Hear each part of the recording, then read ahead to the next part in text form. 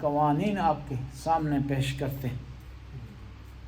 انسان جو بھی کام کرتا ہے اس میں اس کی توقع نتیجے پر ہوتی ہے تاکہ اس کا نتیجہ اچھا نکلے۔ حتیٰ زندگی کے روزمرہ کے کام بھی انسان اس توقع سے کرتا ہے کہ نتیجہ اس کو حاصل ہو۔ آپ بازار جاتے ہیں کوئی چیز خریدنے کے لیے، آپ کو توقع ہوتی ہے کوئی چیز آپ کو مل جائے گی مطلوبہ وقت میں، مطلوبہ پیسوں سے۔ آپ کوئی چیز حاصل کرنے کے لیے کہیں جاتے ہیں تو آپ کی توقع ہوتی ہے کہ آپ کو مطلوبہ نتیجہ مل جائے گا۔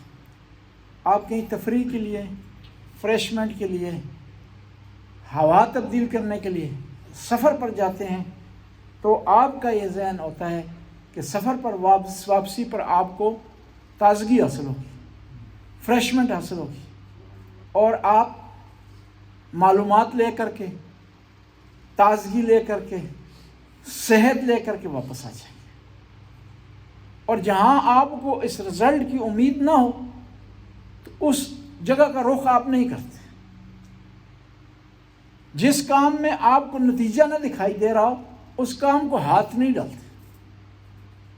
لیکن جو شرعی لحاظ سے کام ہوتے ہیں وہ سارے اس طرح نہیں ہوتے۔ اس میں مین جو مقصد ہوتا ہے وہ نتیجہ نہیں ہوتا، اللہ کی رضا ہوتی ہے۔ کیونکہ بہت سارے ایسے نتائج ہیں جن کو ہم ناکامی سمجھتے ہیں لیکن خدا کی بارگاہ میں ناکامی نہیں۔ بہت سارے ایسے کام ہیں جس کو ہم پریشانی سمجھتے ہیں لیکن خدا کی بارگاہ میں پریشانی نہیں ہے۔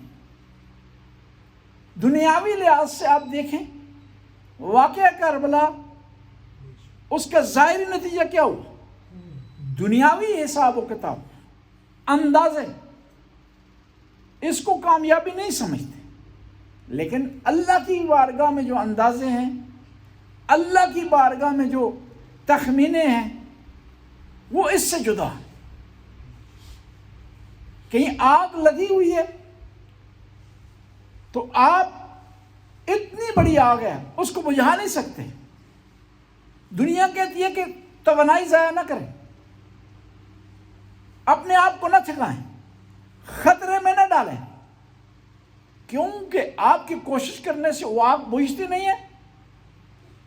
آگ بجھی نہیں گی بلکہ کیا ہوگا؟ نقصان میں اضافہ۔ لیکن شریعت یہ نہیں کہتی۔ شریعت یہ کہتی ہے کہ آپ نے اپنا جو فرض ہے آپ پر اس کو نبھانا، نتیجے کو نہیں دیکھنا۔ امام حسین علیہ السلام کا جو مشن ہے اس میں بھی ہمیں یہ درس ملتا ہے کہ آپ نے اپنے فریضے کو انجام دیں۔ یہ نہ کہیں کہ تعداد کم ہوتی ہے لہذا ہمیں بھی نہیں جانا چاہیے۔ یہ نہ کہیں کہ ایک آدمی کے جانے نہ جانے سے فرق نہیں پڑتا۔ نہیں، آپ سے یہ نہیں پوچھا جائے گا کہ آپ تعداد کی بنیاد پر نہیں گئے تھے یا گئے تھے۔ آپ سے پوچھا جائے گا کہ آپ نے مجلس میں شرکت کی ہے نہیں کی۔ آپ سے پوچھا جائے گا کہ آپ نے نماز جمعہ میں شرکت کی ہے نہیں کی۔ امام حسین علیہ السلام بھی ظاہری طور پر سب کچھ ان کے لیے کلیئر تھا، ظاہری کامیابی کے کوئی امکانات نہیں، پھر بھی امام چل پڑے ہیں کس کی طرف؟ کربلا کی طرف۔ کیوں؟ کہ نتیجے کو نہیں دیکھنا، اپنے فریضے کو دیکھنا ہے، ظالم کے خلاف آواز اٹھانی ہے، نتیجہ نکلے یا نہ نکلے، ظالم کے خلاف تگ و دو کرنی ہے، جدوجہد کرنی ہے، نتیجہ نکلے یا نہ نکلے۔ جب پیغمبر اسلام نے اعلان نبوت کیا کتنے لوگ تھے؟ گنے چنے۔ وہ بھی کون تھے؟ مکہ کے مالدار لوگ نہیں تھے، پیسے والے نہیں تھے، وہاں کے کرتا درتا نہیں تھے، غریب مسکین، بلال، عمار، یاسر، معاشرے کے پسے ہوئے لوگ۔ اس معاملے میں پیغمبر گرامی اگر ظاہری طور پر دیکھتے نا تو پیچھے ہٹ جاتے، لیکن پیغمبر ظاہری طور پر پیغمبر نہیں دیکھا، اپنے مشن کو جاری رکھا ہے۔ حتیٰ دشمن نے کیا؟ گھر کو گھیر میں لے لیے، قتل کے در پہ ہو گئے ہیں، ہجرت کرنے پر مجبور ہو گئے ہیں۔ اور جب ہجرت کے لیے نکلے ہیں کون سے شہر سے نکل رہے ہیں کہ سارا شہر دشمن ہے، اور دشمن بھی پاورفل ہیں، پیسے والے ہیں، ان کے پاس ہر قسم کے وسائل ہیں، لیکن پھر بھی پیغمبر نکل رہے ہیں توکل کر کے، اپنی شرعی تکلیف سمجھتے ہوئے، اپنی شرعی فریضہ سمجھتے ہوئے۔ بس یہ ہے کہ انسان اپنی طرف سے خدا نے جو اس پر فرض کیا اس کو انسان نے بجا لانا، نتیجے کو نہیں دیکھنا۔ کیوں؟ کہ اسلام میں تعداد نہیں ہے، اسلام میں معیار پیسہ نہیں ہے، ظاہری طاقت نہیں ہے۔ کیا ہے؟ اسلام میں معیار تقویٰ ہے، خلوص ہے، اندرونی طاقت ہے، ویل پاور۔ اس لیے امام حسین علیہ السلام جب مکہ پہنچے ہیں نا، کربلا کی طرف روانہ ہو رہے تھے تو آگے ہیں عبداللہ بن عباس، کہنے لگے کہ آپ نہ جائیں کربلا کی طرف۔ اور یہ جو عبداللہ بن عباس امام کو منع کر رہے ہیں نا، یہ خیرخواہی کی نیت سے منع کر رہے ہیں، ہمدردی کی نیت سے منع کر رہے ہیں، لیکن امام کی معرفت نہیں رکھتے۔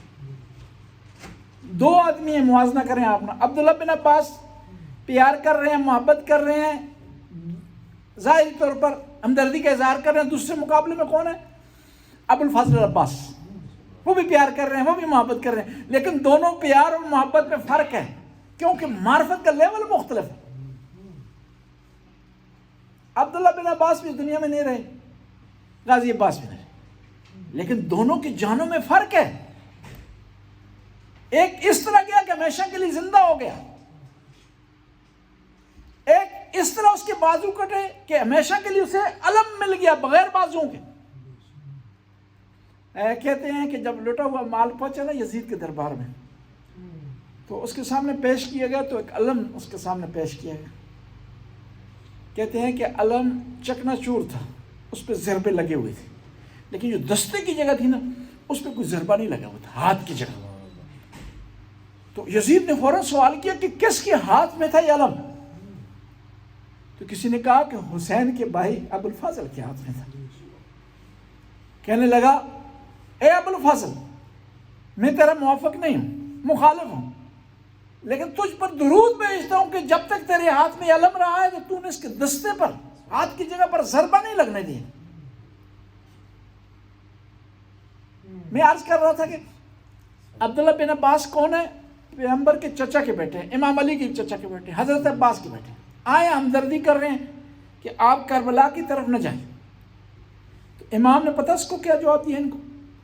امام نے فرمایا کہ میں مکلف پہ تکلیف ہوں، جو خدا نے مجھ پر فرض کی ہے نا وہ میں نے ادا کرنا ہے۔ یہ مجھے یقین ہے تو میرا خیر خواہ ہے، شفقت رکھتا ہے، ہمدردی رکھتا ہے، لیکن جو خدا نے مجھے حکم دیا ہے وہ میں نے نبھانا ہے۔ بس جو خدائی کام ہے نا اس میں نتیجے کی طرف نہ دیکھا کر، اس میں یہ دیکھیں کہ حکم کس کا ہے، یہ دیکھیں کہ کن ہستیوں نے بجا لایا ہے، یہ دیکھیں کہ اس پر کیا انعام ملنے والا ہے۔ خدا کی بارگاہ میں خدا نتیجے کو نہیں دیکھتا، خدا کیا کہتا ہے کہ آپ نے جو فریضہ تھا وہ بجا لایا یا نہیں لایا، اس کو نبھایا یا نہیں نبھایا۔